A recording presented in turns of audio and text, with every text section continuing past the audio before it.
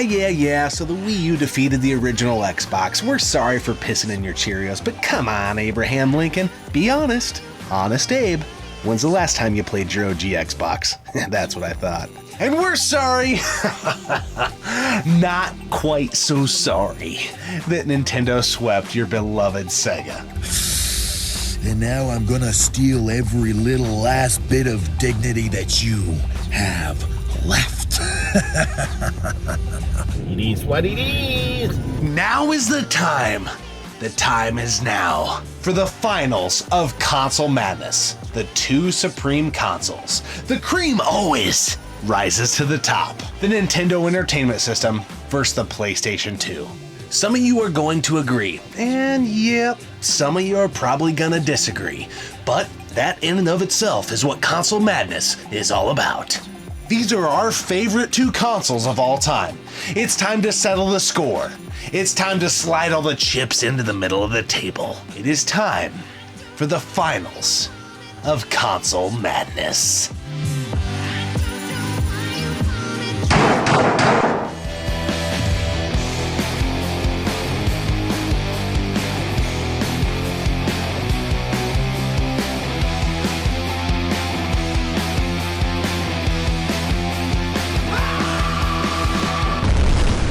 Gaming off the grid, boom shakalaka!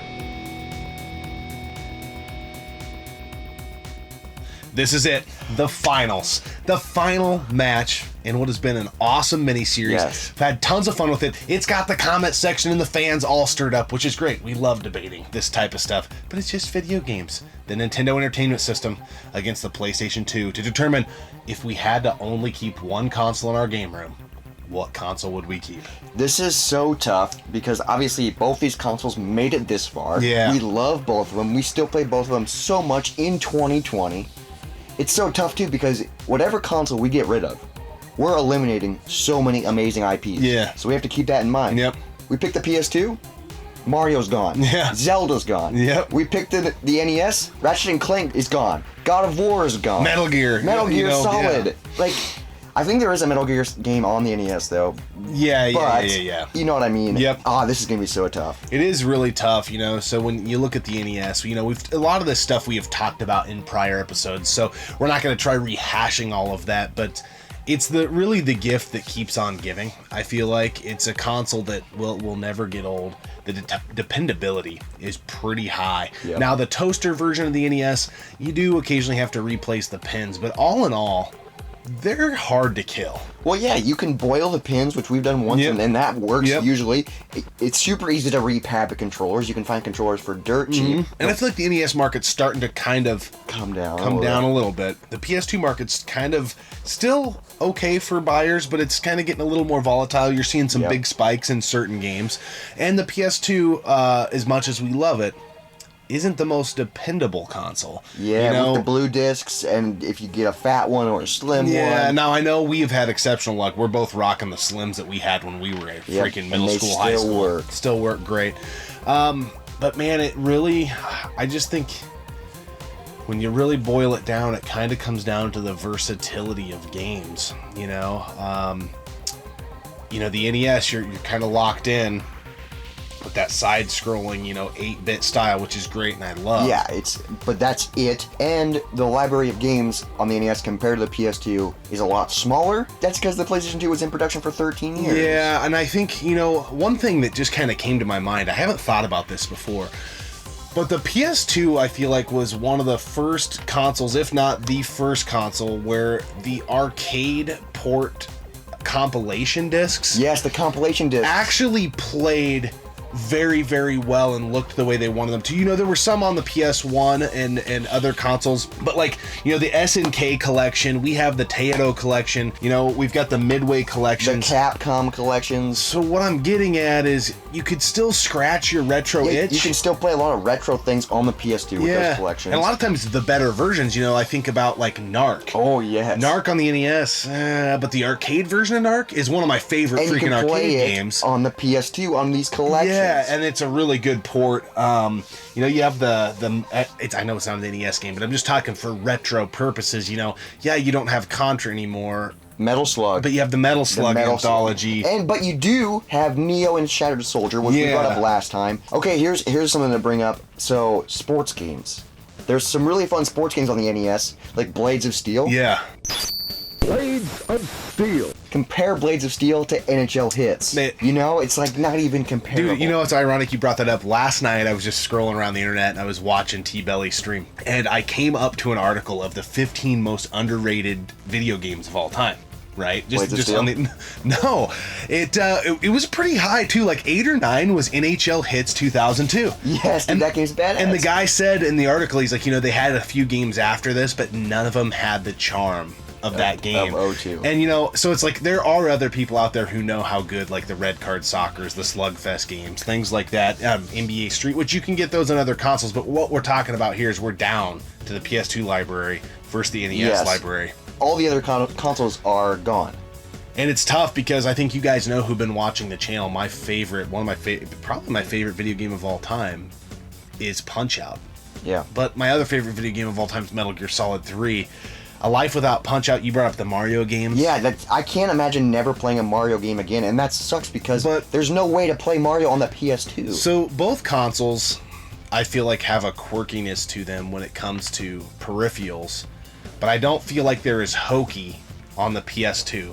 So on the NES, you've got the NES Mat, you've got the Power Glove, you've NES got Advantage. Yep, you've got the Zapper. PS2, and I'm probably missing some, but the PS2, you've got the Gun Con. Yes. You've got the guitars for Guitar Hero. The multi-tap. You got the multi-tap, which there was a multi-tap on the NES as well. You got the dance pads for DDR. I guess what I'm getting at is all of those types of peripherals, in my opinion, work better on the PS2, as they should, because of the generational gap. That's what makes this super tough, is the NES was from the freaking 80s, and the PS2 is 20 years younger than it, so obviously the stuff's going to be better, and, so that's, it's tough, dude. I love, the NES was the first console I ever played. Yeah. First console you ever played. I have huge nostalgia for it. I don't know, man. I'm kind of moved here. It's weird. I feel like this whole bracket has really kind of shown me how meaningful this last 2 years we've had the channel have been, because I would have never made some of these decisions 2 years ago. Oh, yeah. But I feel like right now, in my mind, regardless of what we play and all that, I feel like the PS2 is the best console of all time. Yeah. I think that's going to have to be the winner. We're not saying we don't like the NES. No. It made it to the finals. Yeah. But I think just the versatility, the library of games, you can do so many different things and styles. The RPGs. You can watch movies on it. Yeah. You can listen to CDs. You can play PS1 games. Yes, the backwards compatibility. On the PS2 you have so many best ofs. I think the best football games of all time reside in the PS2. I think some of the best, not the best, but some of the best wrestling games of all time reside on the PS2. Your best 3D platformers, man, as far as the Sony branded ones, I mean, those Ratchet and Clank, Sly Cooper games. Well, and we also, we did an episode a long time ago about best threequels. Yeah. A lot of those are on the PS2. Yeah. You got Grand Theft Auto 3, and Burnout 3. I could be speaking from a lack of knowledge here, but I feel like the best golf games were the Tiger Woods games on PS2. Woods. Plus, you got Hot Shots. Yeah. I know. But, I'm saying that, and I haven't played the Tiger Woods on other consoles, but I never needed to because they're so freaking good on the PS2. Yes. That's what's crazy about the PS2 is it is available on other consoles. But in our discussion right now, it's NES versus PS2. There is no other consoles to talk about, Yeah. So that's a great point. The PS2, it's a freaking go, man. The 3D thing came to fruition here. I felt like the games no longer felt like, oh, it's kind of cool they're trying this. It worked. We just finished a season in SmackDown, Here Comes the Pain. I think I had as much fun as we've probably had beating a game together. Dude, it was so much fun, and it was on the PlayStation 2, guys. The retro aspect, you have all those compilations, which that could be a whole nother episode. I think that adds to the versatility, and even the sports games. I know sports games get dated and you kind of only play them the year they're out, but I would argue I'm a competitive Madden player. I've played in EA sanctioned tournaments. I qualified for every one from Madden 16 to Madden 19. That's a humble brag. Point is, I've played a ton of Madden. Yep. And the best games were 04, 05, and 06 on the PS2. They're time capsules of the era with music. And dude, one of my favorite favorite baseball games of all time. I don't even play baseball games anymore. MVP Baseball 05, yeah. dude. That game is incredible. That game is one of really the best baseball games ever. Yeah. Also, MLB The Show. Didn't that start on the PS2? So, like, dude, there's so many things. And I'm not even a big sports fan, No, guys. I'm just trying to, like, show that no matter what type of games you like, you know, first-person shooters, you can play freaking Red Faction 2. You can play Black. There's some great Bond games on the PS2. Nightfire. What sucks is I love shmups on the NES, but you got R-Type Final, you got Gradius 5, so you still get your Gradius itch on the PS2. And the Gradius 3 and 4 pack. Yes. I mean, there's a lot of options on the PS2. We're still finding new games for it to this day. I'm just like racking my brain. You got games like Destroy All Humans 1 and 2, which was on separate consoles. The 007 games, the Killzone games, although they kind of shit the bed. Battlefront, dude, that's a great game. Yeah. The first Time Splitters. The Lego games. Maximo games. Dude, there's so many games. The only thing that kind of sucks, and it's really sad, SOCOM games, is getting rid of Mario and Dr. Mario. Like, there's nothing else that really compares to that. I know Zelda's another thing, too, but I don't really have nostalgia for that. You know, is there a comparison for Zelda on the PS2? I kind of feel like that questy 3D type of stuff. There is a little bit with some of the RPGs, you know, maybe, and I just mentioned the Maximo games. Yeah, Ghosts and Goblins. Kind of puts you in a little bit of a feel Kingdom like that. Hearts, guys. But you are right when it comes to when it comes to Mario. Yeah, that's tough. And Dr. Mario. I mean, there is like Super Bust a Move, which is a really fun puzzle game on the PS2, but I mean, it's not even in the same close. league. So that's the only sad part. But I just think the PS2 has to win. Yeah, it's crazy. You know, the PS2, when I got my PS2, I got it when Madden 2003 came out. I got that and Metal Gear Solid 2, and I traded in so much stuff, guys. Like, it's heartbreaking how much stuff I turned in. I was just starting to work at the time, and I'd saved up my money, but the PS2 is freaking expensive. And once I started playing that was the first console that I ever got where nothing else mattered before it. Yep. So even when I got my Super Nintendo, I was still playing my NES all the time. Even when I got my 64, I was still playing that, my Super Nintendo and my NES. When I got my PS2, blinders went on. Everything. I remember my brother had a GameCube, and I would help him beat certain games, and I was like, it's for kids. Like, I'm all in on this PS2. Grand Theft Auto. Yeah, it felt like it was made for kids that were that teenage It was, dude. age. I remember that was the first console that I got an N64, but the PS2, I was addicted to it. I was always playing it. Yeah. And that was a console too that I've never done this with any other console, was trade in things to get more games for the PS2. Yeah. Dude, I used to get all the Bond games, Nightfire, From Russia with Love. I know they're not console exclusives, but I played them on the PS2 growing up. Dude, I would just find old games from other systems, take them to GameStop, get 2 cents for them, so I could get another PS2 game that was used. Yeah. Just so I could keep playing my PS2. Well, it was, dude. The memory cards. It was weird because once I got my PS3, then my PS4, and all that stuff, I just didn't really go back to it until now. And this year, because we're filming all these random episodes for the 20th, anniversary of the PS2, it's been like, holy shit, why haven't I been playing this whole time? Yes, I think a lot of people kind of just are forgetting about the PS2. Yeah. And it's not winning just because it's 20, guys. The NES is a lot older than 20 years old. Yeah. It's just, I think it's just a perfect console. I think it's the best console of all time. Oh, yeah. I guess it did win the bracket, so I guess I have to say it's got to be in the discussion for sure. It was just an absolute revolutionary game changer. The beer. Let's talk about this beer. This is Mater Familias by Mother's Brewing Company. We've had this before, but this is the 2019 variant. Yeah. Bourbon barrel-aged Imperial Stout comes in at 11%. Gifted to us by Do You Nerd. We actually had the pleasure of going to Mother's a couple months ago. Dude, this was so good. What do you think? I mean, they have a great thing going with their Imperial Stout. Yeah, this is just... It's fantastic. I mean, I don't know what else you would want from an Imperial Stout. It's nothing too fancy. No. It's just, dude, that's an amazing bourbon barrel-aged Imperial Stout. It's just done right. It just tastes like it's smooth. It has really rich, dark flavors, but it's not too heavy, but it is heavy. Yeah. It's just the balance. I mean, it's like when you get that perfect belt or perfect wallet. It just does everything right. Yeah, you can't flip out a comb and a pocket knife and all this stuff. There's not all those bells and whistles.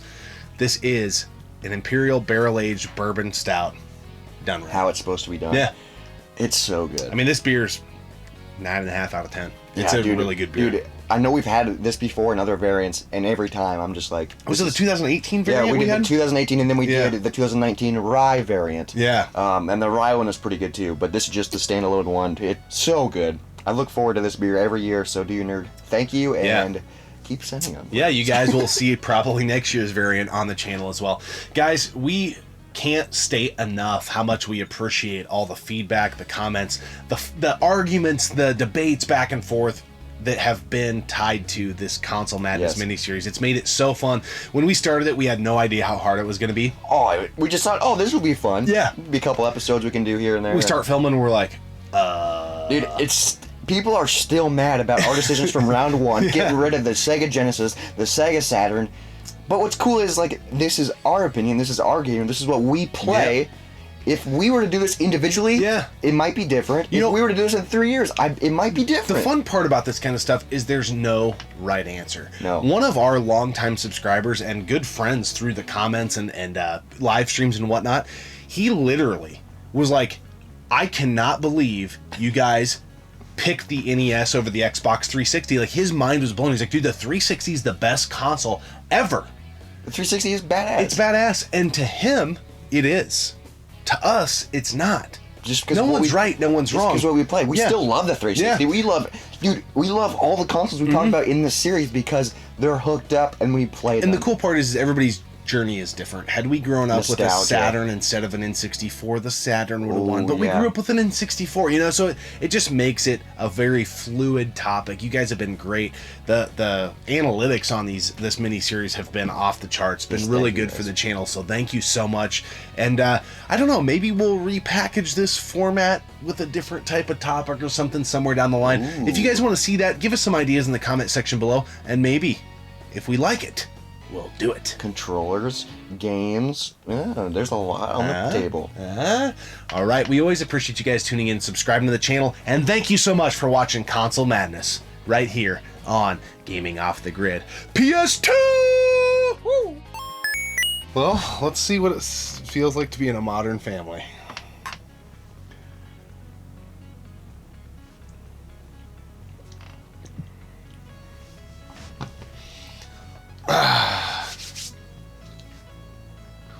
Just a great stout.